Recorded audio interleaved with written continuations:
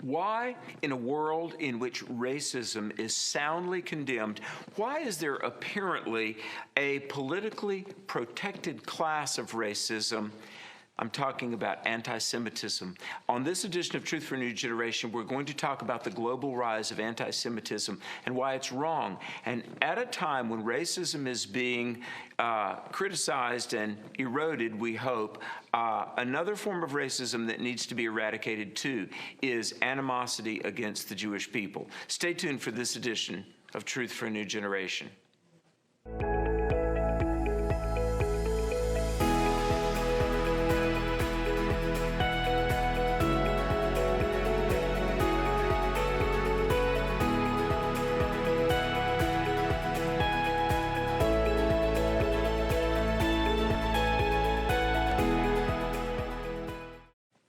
Welcome to this edition of Truth for a New Generation. Hi, Alex McFarland here. You know, when you talk about support for the Jewish people, invariably people also think about support for the state of Israel. And I do believe in supporting a homeland for the Jewish people. And America has supported the state of Israel since Harry Truman in 1948 recognized Israel against pressure from even some of his cabinet members. And I want to talk a little bit about that, but let's talk about what apparently is an accepted form of racism in an era of world history where we hear so much about racism every day in the news, and we hear racism being condemned and everything must be about equality, and racism is wrong. Animosity or persecution of any ethnic group is wrong, but it seems like the one type of racism that gets a pass is anti-Semitism. Now, on the program, we've got an interview in a few minutes with a very special guest that I want you to hear from, who himself has had to move and flee to get away from racism. But the history of the Jewish people, and especially the modern history of the state of Israel, is a very heartwarming and inspiring story.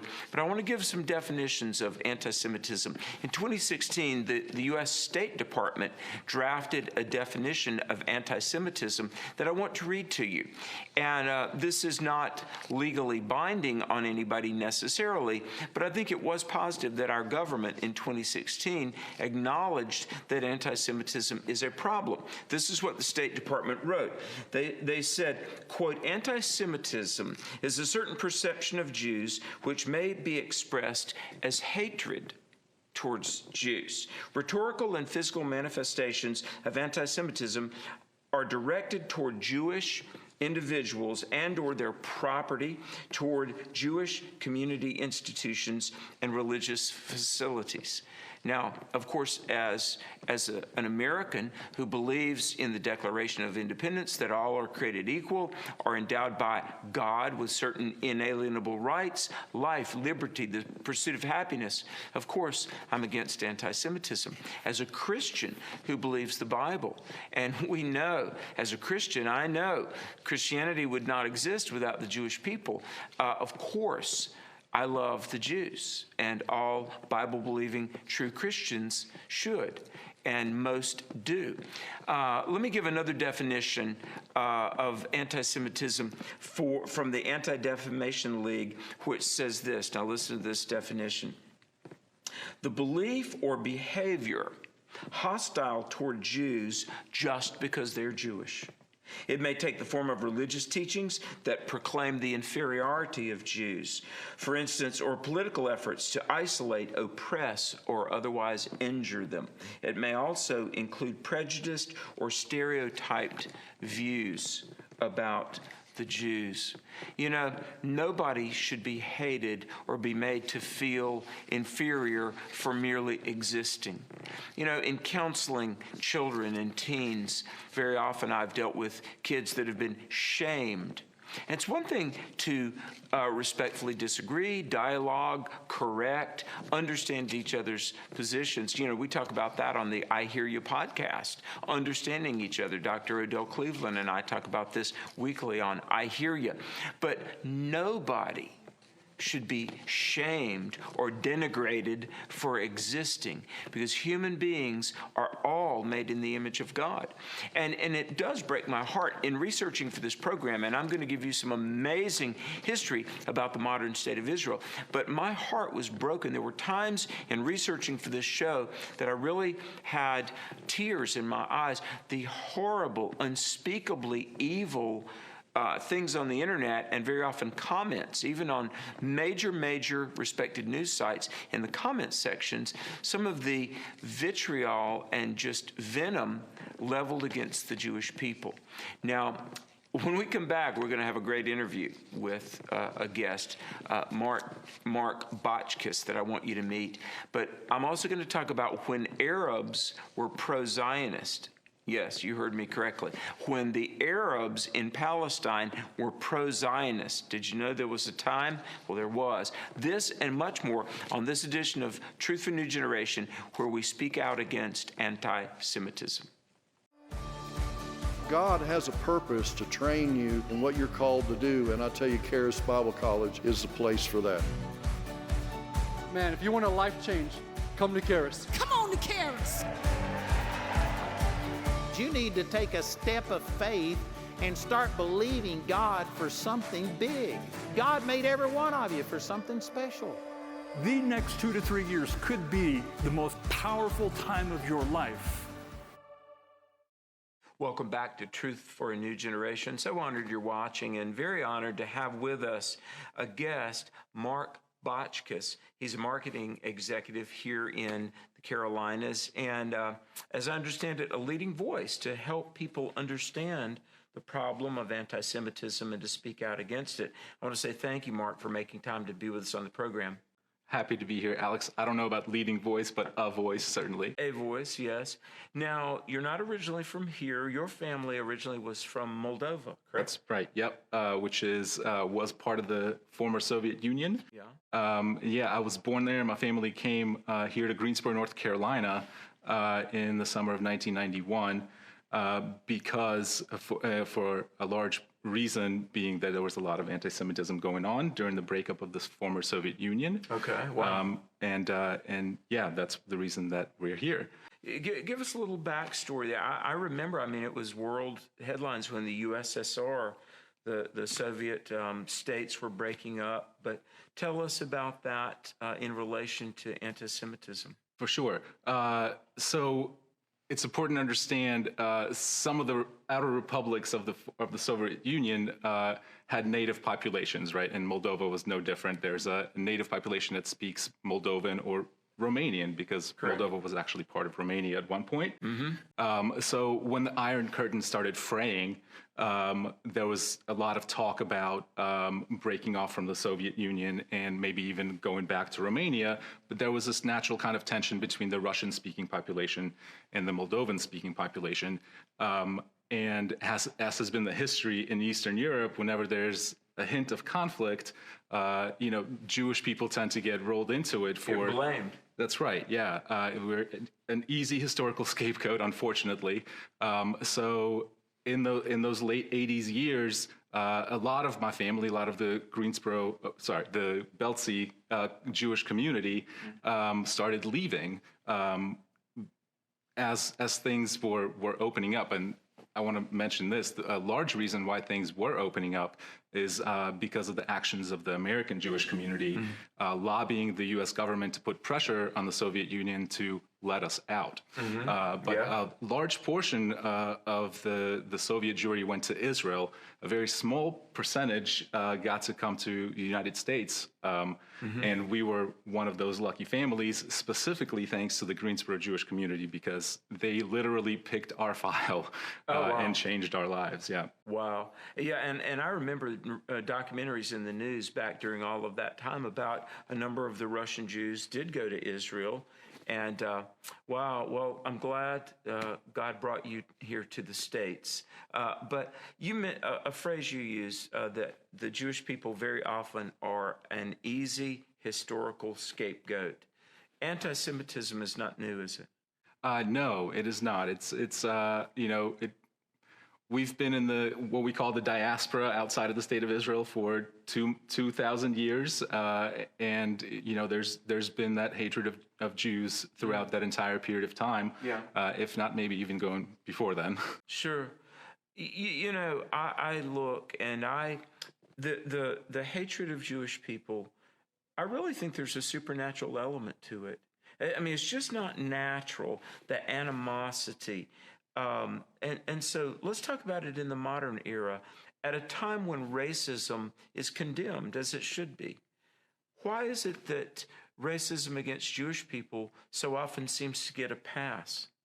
That's a great question, and I honestly don't know if I have a great answer to it, other than it's a reflex. Unfortunately, it's kind of been ingrained, and it's not a problem.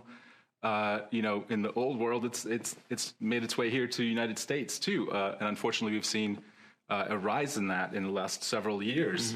Mm-hmm. So I don't know why it keeps happening, but I think it's important that we do something to make it stop or minimize it. Exactly. I want to talk about that, but I'm very interested in your story. Let me ask this: is there a time when Jewish parents have to say to their kids, hey, by the way, it's very special. God made you Jewish, but that comes with some occupational hazards. I mean, how does mom and dad sort of bring kids up to speed on this? Yeah. So in my family, we were always taught to be proud to be Jewish, and I think my parents made a very concerted effort to infuse that pride in us. Because it was tough. In the greater cultural context, we Jews occupied maybe a second-class citizen status. And not unlike some other minority communities in other places. So when you're feeling oppressed, I think your culture and your identity becomes really, really important to you. Mm-hmm. But it is unfortunate that my parents also had to take some steps to protect us because it really was sometimes dangerous.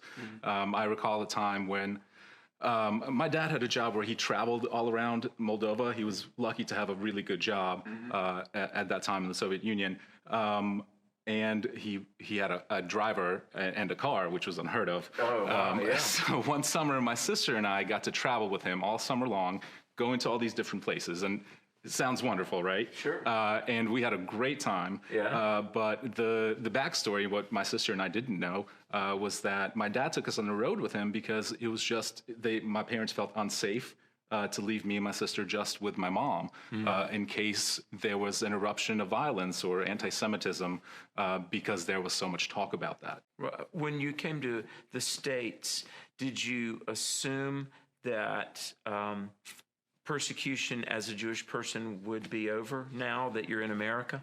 Well, so cautiously, yes. My family grew up ingrained to be a little, you can say defensive even about our Judaism. So we approached the freedom cautiously. But when we were welcomed by the Greensboro Jewish community and by Temple Emmanuel, those concerns were kind of really melted away. Yeah. And by seeing how free our new community expressed their Judaism, not just in our congregation, out in life, and how well we were represented in the greater Greensboro community, that certainly made it easier. Yeah. Yeah. Either in Moldova or here in the States, have you, as a person, ever felt like you had to hide your Jewishness? Hide? No, I've had an incident where I maybe didn't speak up when I felt like I should have. Right. I was literally sitting in an airplane and I heard an anti-Semitic slur, and it was like one of those things where, did I just really hear that? Yeah, did I? Did I hear what I think I just heard? Right, yeah. and you're in an awkward space. in an airplane full of people you don't know, so it's not the most comfortable space to speak up. Yeah. So I let it fly, but it's not, it's certainly a moment I'm not proud of. Sure. And now that I'm older and better equipped to, better educated on the subject and what we can do about that, I think if I was faced with that situation again, I would have that fortitude and strength to stand up and say that's not a right thing to say. Well, when I was in my undergrad program at a secular university, and I was not yet a Christian, I was 18, 19, 20, I remember hearing anti-Semitic things in the classroom. And some of my professors just made it clear that in the modern state of Israel, the Jewish people were not supposed to be there. They were interlopers stealing land that didn't belong to them. And I mean, I really didn't know much about biblical or modern history, certainly not the history of the state of Israel. But in my secular education, looking back clearly, it was the Jewish state and, to a degree, Jewish people were cast in a negative light. Did you find that in your education? Well, in personal experience too, right? Yeah. And let me just say, I think having the state of Israel in light of this persistent anti-Semitism is extremely important for the Jewish people. A lot of my family moved to Israel, as I said earlier, when we were leaving Belzi, most of my family moved to Israel. So the country is very important to me. Protecting it is very important to me. Yeah. But also, I want to make sure I say this. Making it better is very important to me as well. Sure. And I bring that up because anti-Semitism even affects our ability to advocate for a better Israel sometimes. Yeah. Because sometimes when you say, well, this thing or that thing should not be this way in Israel. For example, women being able to pray at the Western Wall, right? Or the recognition of the reform or conservative streams of Judaism that are so prevalent here in the United States, recognized better in Israel. Those things are evolving, right? But when you speak to making things better or changing things, sometimes they get lopped in with anti-Zionism or anti-Semitism, and that leaves less space for us to make our community better, which is unfortunate. Yeah, and I get you. I mean, being patriotic for America doesn't mean that I'm not in a position to be critical of certain positions or policies. But I read you. Overall, support for the state of Israel doesn't mean uncritical acceptance of everything. That's right. Yeah. Well, no country is perfect, but we love America and we love Israel. So we have a vested interest in making these communities as good as they possibly can be. And it's very special to me as an American that generally America has been a friend to Israel, and I pray that they always will be. Let me ask you, what about like a call to action to people that hear this program throughout North America? Actually, it'll be heard throughout the continent of North America. What would you say to people who would say, yes, I'm with you, anti-Semitism is wrong, we want to speak against it? What is something people could do? Sure, yeah. So I think the Jewish community everywhere thrives more when there's a society that's accepting of everyone's rights equally or equitably. Yes. And anti-Semitism is a form of discrimination, and so is racism, and so is, recently there's been a spike against Asian American. True.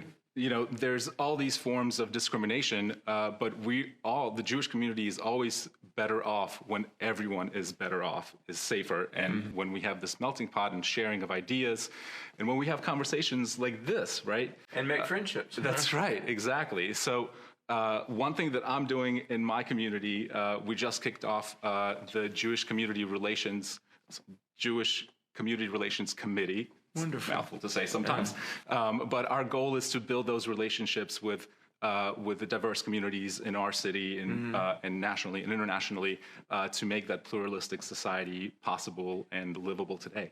Are those community relations committees like throughout cities everywhere? Yeah, so the national umbrella organization is JCPA. That's the national umbrella. There are JCRCs all over the country, and most of the Jewish communities, I would say, who are engaged in similar work. Sure. Any homework, books, websites, reading people can do? Yeah, so we just launched our JCRC website from the Greensboro Jewish Federation. We list a lot of national and local sources where people can go and educate themselves on anti-Semitism and anti-racism and all these lots of great sources to dig into and read about. And let me hear that website again. Sure, it's shalomgreensboro.org. Shalom, oh, I love that. Yeah. Shalomgreensboro.org. That's the Greensboro Jewish Federation website. Yep, and JCRC is in there along with other great initiatives that the Jewish community undertakes. Wonderful, wonderful. Well, I appreciate what you're doing. I appreciate your courage, and I appreciate your patience with people that I think very often. It does take the love of God to move on the heart of people, to see that people are people. Absolutely, yeah. And I can't say this enough. Just talking to people who you might consider other or different, just taking that effort to expand your definition of neighbor, right? Exactly. I think that's what we should all be striving to do, and that's what's going to lead us in a better direction. Well, Mark Bochkis, thanks for being on Truth for a New Generation. I look forward to when we can talk again. Absolutely. Thank you, Alex. Thank you. And I look forward to when we'll be right back after this brief break. Thanks for watching Truth for a New Generation. Don't go away. There is something welcoming about prepared places. At the Cove, we extend that welcome every single day. From the panoramic views, chef-crafted meals, and spacious meeting rooms, to our serene mountain lodging, stone fireplaces, and inviting rocking chairs. Our setting, carved into 1,200 wooded acres of the Blue Ridge Mountains, and our personalized service will ensure that your group's visit is both memorable and renewing. No wonder we find such great comfort when Jesus says his Father's house has many rooms that he is preparing for us. So, the table is being set. Hearthside, the fires are ablaze. The stage is lit, the mics checked. Come, experience this place prepared for you and your group at the Cove. Anti-Semitism is not new. Way back in the Old Testament, in the book of Nehemiah, when Nehemiah went to rebuild the walls of Jerusalem and the gates, Artaxerxes had given Nehemiah permission to go back. And no sooner had the work begun, and it was really a miracle because they rebuilt the walls of Jerusalem in 52 days, but some people of the land, Sanballat, Tobiah, and Gershom, the Arab, the Bible says, they went and they ridiculed. They said, you're not going to be able to do this. And it says multiple times in the book of Nehemiah that they were wroth, they were enraged, and the people were afraid that they were going to be killed merely for rebuilding their very own city. It's just uncanny, I would say really supernatural, how the hatred of the Jewish people has persisted throughout the centuries. But I thank God. I really do thank God that people are calling it out, people are recognizing it for the wrong that it is. And I want to say a word about how Christians and churches can stand for the Jewish people and stand against anti-Semitism. But before I give a little call to action on that regard, just a little bit of history that's just amazing. And did you know there was once Arab support for the state of Israel? As you probably know, during the late 19th century and early 20th centuries, the things were set in motion that resulted in the modern state of Israel. And one of the great leaders was Chaim Weizmann, and he met with Churchill in the early 20th century. And during World War I, Britain needed acetone to create the ammunition for their cannons. And it really was a miracle because Britain would have fallen in World War I, but Chaim Weizmann, a chemist, figured out a way to make acetone. It really did help save the world. And later on, he met with King Faisal of Syria, and King Faisal in 1919 said this, and I quote, that the Arabs, especially the educated ones, we support the homeland for the Jewish people, and we welcome you back with a hearty welcome. Now, sadly, he was poisoned, and he died at age 48, Faisal did. And you know, there's a statue of him that repeatedly gets torn down, and he is hated by fellow Arabs because he did not hate the Jewish people. Very sad. A lot of history, so much history here that it's God's history. And I'm very thankful that President Truman recognized the state of Israel. But what can churches do? Folks, churches, Christians, pastors, educate your people as to the problem of anti-Semitism. Put things on your church sign, your marquee, supporting Jewish people, showing love for Jewish people, showing support for the state of Israel. Educate, read, have speakers in, and make your children and your congregants aware that true Christians love the Jewish people. We support the state of Israel. America has supported Israel, and I pray that that will always be so. Swung on, there's a fly ball to right field. The mighty USS Arizona. The safety of the car on the highway. To set before them good examples of moral living. And cover. Smoke him, then you see. I don't believe in big government. I have a dream. It's stimulating. Well, I'm not a crook. Anywhere near Jonestown. It's Linky. The shuttle Challenger has exploded. Tear down this wall. But I want to say one thing. I watched the plane fly into the World Trade Center. The internet is amazing, and it's changing every day. Oh, Jolly! Today, Apple is going to reinvent the phone. Change has come to America. You want to What in the world is going on? Hey, thank you for watching Truth for a New Generation, and I want to thank those that support this ministry. Your tax-deductible contributions you can give online at alexmcfarland.com or by mail. We appreciate that you help us through events, publishing, and broadcasting to teach the Bible to this new generation, to talk about Christ and salvation, the biblical worldview. And then obviously this is about individuals knowing the Lord and finding out the truth of Jesus Christ and his resurrection. But it's really about our country and beyond. And so we've got so many things going on. We're on the radio 7 days a week. We're on television multiple times per week. We're distributing tens of thousands of pieces of literature a year, and we're touching lives. And we're hearing hundreds of emails every day by people that are either coming to Christ or coming back to Christ through TNG. So thanks for your support. And for your support gift, let me say this, for your gift of at least $50. Now, support in any amount is needed and is gratefully received and faithfully used. But if you give a support gift of at least $50, I'm going to send you 2 books, 10 Answers for Skeptics, that I wrote after interviewing more than 30 world-known atheists, most of them world-known anyway. 10 Answers for Skeptics. We respond to the questions of atheists. Then The God You Thought You Knew, exposing 10 common myths about Christianity. These 2 books are yours for a gift of at least $50. If you make that gift at least $75, then I'm going to include the awesome Truth for a New Generation Apologetics t-shirt, Better Living Through Apologetics. But your gift in any amount will help us, and most of all, keep us in your prayers, and know that we're grateful for you watching Truth for New Generation and being a part of what God is leading us to do.